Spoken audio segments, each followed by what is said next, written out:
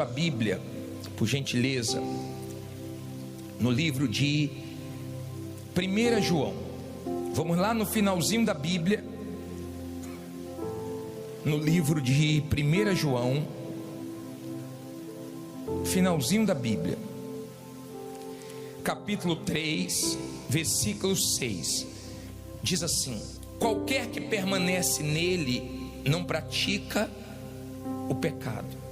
Qualquer que permanece em pecado não viu nem o conheceu. Filhinhos, ninguém vos engane. Quem pratica justiça é justo, assim como ele é justo. Quem pratica o pecado, leia você para dizer que é eu que estou falando. Leia de novo o versículo 8, do começo. Quem pratica o pecado é do diabo, porque o diabo peca desde o princípio. Para isto o Filho de Deus se manifestou, para desfazer as obras do diabo. Qualquer que é nascido de Deus não permanece em pecado, porque a sua semente permanece nele, e não pode pecar, porque é nascido de Deus. Nisto são manifestos os filhos de Deus e os filhos do diabo. Qualquer que não pratica justiça e não ama seu irmão não é de Deus. Olha para mim, por favor. É um discurso duro. Não olhe para a Bíblia agora, olhe para mim e preste atenção. É um discurso forte, mas é um discurso salvador. Não pense que todos são filhos de Deus. Aqui está claro que existem os filhos de Deus e os filhos do diabo, os filhos da luz e os filhos das trevas. E o que diferencia um do outro não é que um frequenta a igreja e outro não, porque tem gente dentro da igreja que faz coisas que nem as pessoas lá fora fazem. Tem gente que frequenta a igreja que é mentirosa. Tem gente que frequenta a igreja e engana os outros, enrola os outros, que dá um péssimo testemunho. Tem gente que frequenta a igreja e só quem convive com ela sabe que ela não tem nada de Deus, só uma Bíblia, talvez só uma roupa, só religiosidade. Não quer dizer que quem está aqui dentro todos são de Deus, nada disso. Ele diz: filhinhos, não se engane. O que faz a separação entre os filhos de Deus e os filhos do diabo é que os filhos de Deus, eles nasceram de Deus, têm a divina semente, e eles não vivem mais na prática do pecado. Como assim, bispo? Por exemplo, uma pessoa, uma mulher, se relaciona com vários homens e ela engravida. Esses homens sabem que essa mulher se relaciona com vários. Essa mulher procura um dos homens e diz assim: olha, você é o pai. Ele fica com o quê? Com dúvidas. Como é que tira a prova? Faz o teste de DNA para ver se é ou não, filho.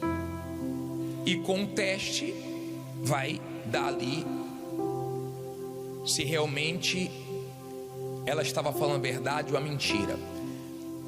Um daqueles homens que teve relacionamento com ela, a semente dele, o sêmen dele entrou e gerou uma criança, uma gravidez. Eu estou aqui pregando. Você acha que essa palavra que eu estou semeando, todos estão prestando atenção? Você acha que todos estão dando ouvidos? Não. Você já viu que tem gente que na hora da palavra conversa? E às vezes do seu lado, você louco para assistir a palavra, a pessoa está conversando. Você já viu que tem pessoas que no meio da palavra levanta? Você já viu que tem pessoas que dormem? Dá uma olhadinha para o seu lado aí, me ajuda aí. Gente que não está dormindo, mas já está deitando, né? Já não está sentando não, já está deitando. Tira a mãozinha do queixo, descruza o braço, senta direito. Porque eu quero que essa palavra entre em você e te salve, e produza o arrependimento. Abra sua Bíblia aí em Atos 17. Atos, volta um pouquinho aí. Abre em Atos capítulo 17. Eu quero te mostrar uma coisa. Atos 17 versículo 30. Atos 17, 30. Por favor. Acharam? Atos 17, 30. Quem já achou? Quem não achou, eu vou colocar na tela. Diz assim: mas Deus, não tendo em conta os tempos de quê? Da ignorância, ordena agora a todos os homens e em todo lugar que se arrependam. Vamos ler a parte A do versículo 30. Mas Deus, não tendo em conta os tempos de quê?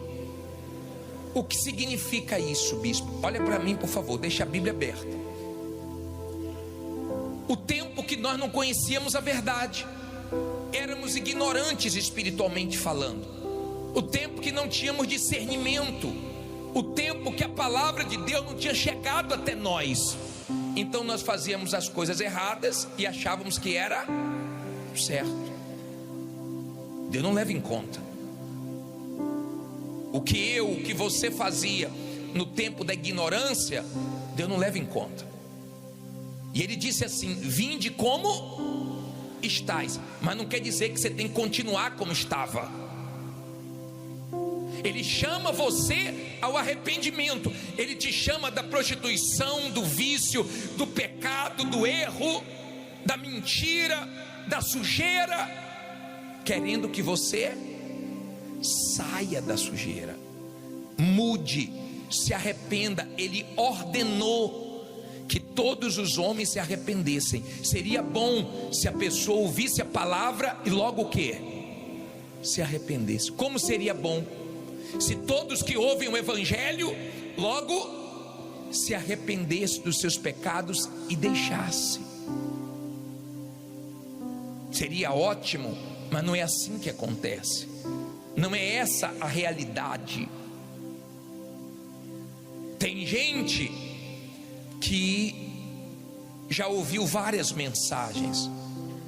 Eu não sei quantas vezes você teve a oportunidade de ouvir a palavra de Deus, mas eu sei que Deus te trouxe aqui, te colocou aí para ouvir essa mensagem. E se eu fosse você, eu agarraria essa oportunidade, porque eu não sei se você vai ter uma próxima oportunidade. Tem gente aqui que nunca se firmou na verdade.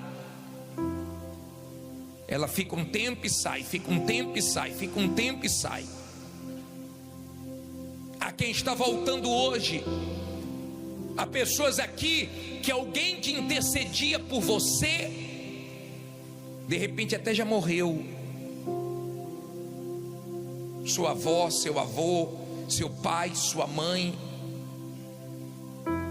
Hoje está vivo sua tia, seu irmão, alguém que ora muito por você. E Deus tem te dado chances. Mas se você não aproveitar essa chance, eu tenho uma triste realidade para você. O que te aguarda na eternidade é o inferno. Mas bispo, isso é duro. Eu prefiro falar do inferno do que deixar você ir para lá. João Batista, ele veio preparando o caminho para o Senhor Jesus, e o povo não ouvia a palavra há 400 anos. Você sabe qual foi a mensagem dele? Arrependei-vos. Arrependei-vos. Ele pegava duro. Sabe por quê? Porque ele queria salvar. Você sabe por que nós pegamos duro? Porque nós queremos que você seja salvo. Eu não quero que você fique dentro da igreja iludido. Eu quero que você entenda que a ordem de Deus é que todos os homens se arrependam para que sejam salvos, para que possam começar uma vida reta, certa diante de Deus. Endireite os seus caminhos tortuosos. Jesus não quer condenar ninguém, mas se você voltar só um livro aí, e você for agora em João 3,19, se você voltar só um livro antes de Atos, João capítulo 3, versículo 19, diz assim, Atos 3,19, aliás, João 3,19: e a condenação é esta, que a luz veio ao mundo e os homens amaram mais as trevas do que a luz, porque as suas obras eram mais. Entenda, Jesus não quer te condenar, mas a condenação é essa. A luz veio, a pessoa não quer a luz, ela quer o pecado. Se você não largar o pecado, você não vai conhecer Deus, você não vai ser filho de Deus, você não vai ter o Espírito de Deus, e não vai poder acontecer o que Deus quer que aconteça. Não é só vir na igreja, isso é o primeiro passo, mas a palavra de Deus tem que entrar em você, e essa semente tem que trazer frutos de arrependimentos. Frutos de arrependimento. O que é fruto de arrependimento? Você larga o pecado e não volta mais o pecado. Você larga o pecado e abandona para sempre. Não é pecar e voltar, pecar e voltar, pecar e voltar. É você pecar e tomar nojo daquilo ali e se afastar. Tem gente na igreja que não consegue fazer um jejum de Daniel. Sabe por que você não consegue? Porque tem alguma coisa que para você é mais importante do que o Espírito Santo. E o dia que você abrir mão dessa coisa que te afasta de Deus, você vai ter o Espírito Santo.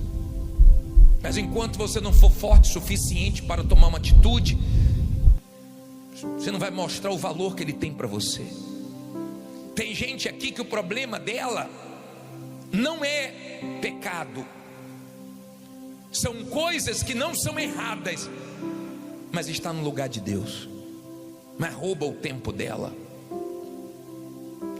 Tem gente que não é um pecado que está no lugar de Deus, é uma pessoa que ela idolatra, é um marido que ela idolatra, é uma pessoa que ela acha que é tudo. Você pode amar seu marido, você pode amar sua igreja, você pode amar seu pastor, você pode amar todo mundo, não tem nenhum problema. Se Deus falou com você através desta mensagem, compartilhe. Inscreva-se em nosso canal e não esqueça de ativar o sino para ser notificado das próximas postagens.